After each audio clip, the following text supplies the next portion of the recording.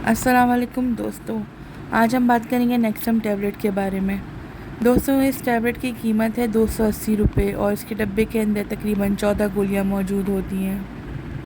دوستوں، یہ دوا گیسٹرو ایسوفیگل ریفلکس ڈیزیز جیسی بیماری، جسے ہم گرڈ بھی کہتے ہیں، کو ختم کرنے کے لیے استعمال کی جاتی ہے۔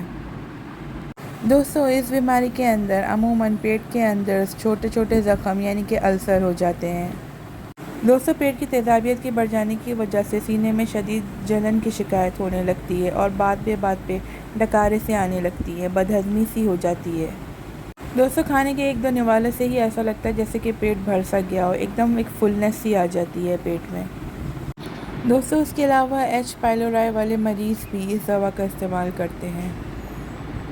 دوستوں، اس بیماری کے اندر پیٹ کی تیزابیت اس حد تک بڑھ جاتی ہے کہ وہ کھانے کی نالی میں چڑھنے لگتی ہے، جس کی وجہ سے سینے میں شدید جلن اور کھانے کی نالی کے اندر چھوٹے چھوٹے زخم یعنی کہ السر بن جاتے ہیں۔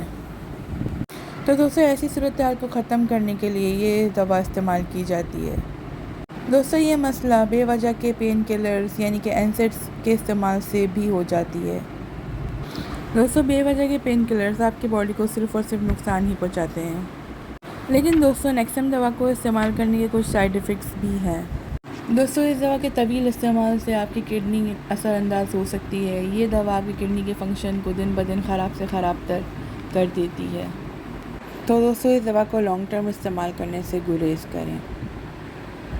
دوستوں، اس دوا کو استعمال کرنے کا طریقہ یہ ہے کہ دن بھر میں کسی بھی ایک ٹائم پر کھانا کھانے سے تقریباً 1 گھنٹہ پہلے گولی کو پانی کے ساتھ نگل لیں، تو پھر دوا کا اثر تقریباً سارا دن ہی رہتا ہے۔